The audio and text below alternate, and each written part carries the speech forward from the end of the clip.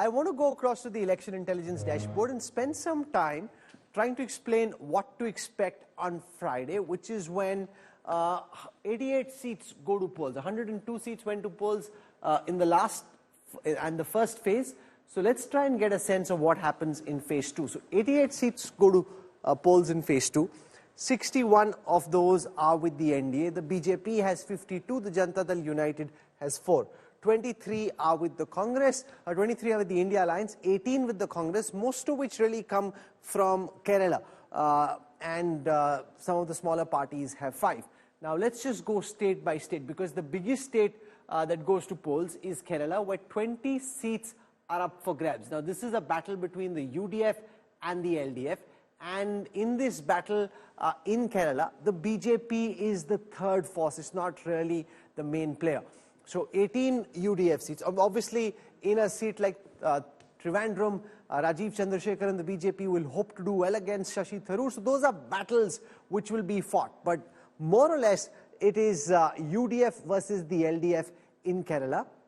Then let's for a moment head to Rajasthan, because Rajasthan becomes very important, because if Rajasthan becomes a caste-based election, if localized issues start mattering in Rajasthan, which is at least what the conversation has been around, then the BJP will have a tough time defending its 100 on 100 record. Remember, they had all the 13 seats last time that went to polls in this phase in these regions of Rajasthan. And I want to go across now to Sheila Bhatt on this, because there's been so much talk of Rajasthan and whether Rajasthan has become a caste-based election. Is it a national referendum on the performance of the Prime Minister, or are local issues in particular seats also starting to impact the election verdict? We will know as we see the trends that come out in the second phase of polling, whether it's a pan-India national election that Modi is the only issue, or on some seats Modi is the only issue, and on some seats there are local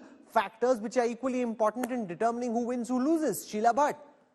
Yeah, Rahul, I agree with you. I think Rajasthan became very interesting case in this election, because once candidates started campaigning, it was found that more than a national issue, it was local issues that were at play, and also caste system.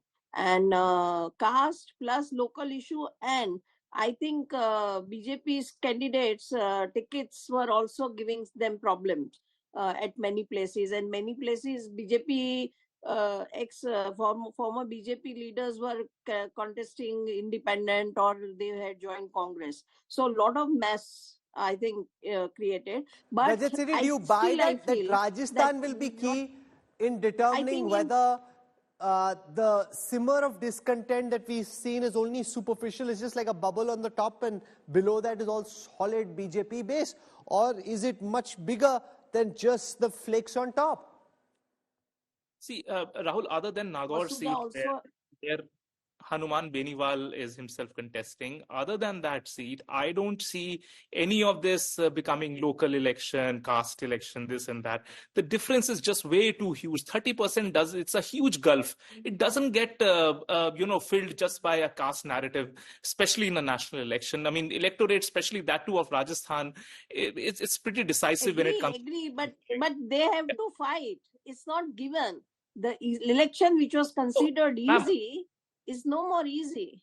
That's what I'm saying. No, I agree with you, but the confusion that you were saying on ticket distribution, there is much more gigantic confusion on the Congress side. Look at, I think, Banswada's seat, where, they went into the alliance with the Bharat Adivasi Party, and their own candidate refused to withdraw from the elections. So their alliance partner is also contesting, and a fake Congress party contestant is also contesting over there. Similarly, that happened in Jaipur seat as well, where they gave election ticket to apparently a BJP's own workers. Congress party gave a ticket to a BJP supporter. So, and then they had to withdraw. So confusion on the Congress side is of huge proportion, embarrassing to say the least. Sanjay, I respond to the point that is being made by Rajat, and I want to try and show that in data. The point that he's essentially making is, if you look at the vote share of the BJP and the NDA in this phase, there is way too much a gap. The gap is just too much and too strong, and therefore,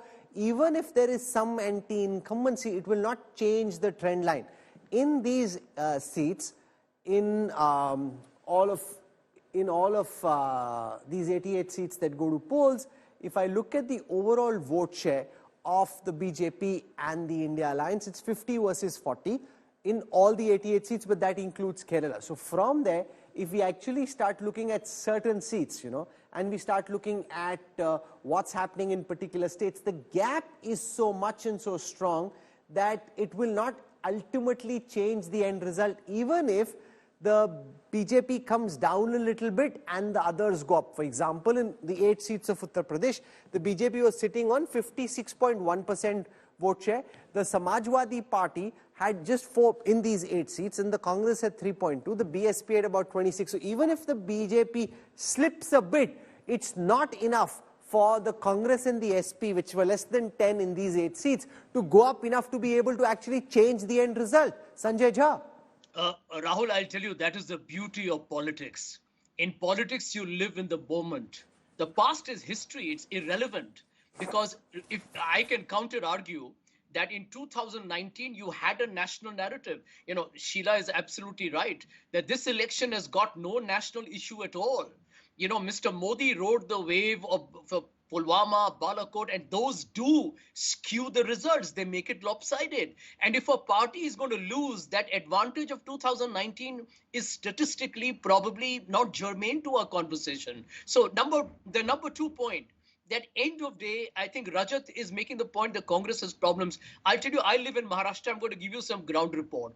One of the reasons why the BJP is struggling in Maharashtra is because many of its candidates are defectors from other parties, NCP, Shiv Sena, Eknath Shinde, Congress, etc. Across the country, I saw the last data, Rahul. Pay attention to that. 1/3 of BJP candidates contesting the election are defectors from other parties. You think that is not creating an internal dissonance and turmoil within the BJP to sabotage candidates? Absolutely. You think the voters are enthused? Absolutely not. There will be consequences for the BJP that I think people are not looking at the moment. The third point, which is very important. You remember Mr. Modi went to town about his 4 castes? Well, the farmers are getting MSP under the Congress manifesto. The poor are getting a minimum wage of 400 under the Congress manifesto. The women are getting 1 lakh into their bank accounts under the Congress manifesto. And the unemployed graduates are going to get 1 lakh in the first year under the Right to Apprenticeship Act. I think the Congress has stolen the thunder from Mr. Modi on issues of bread and butter, which is forcing Mr. Modi to go back to Hindu-Muslim. Will it work again? It might, but I hope not.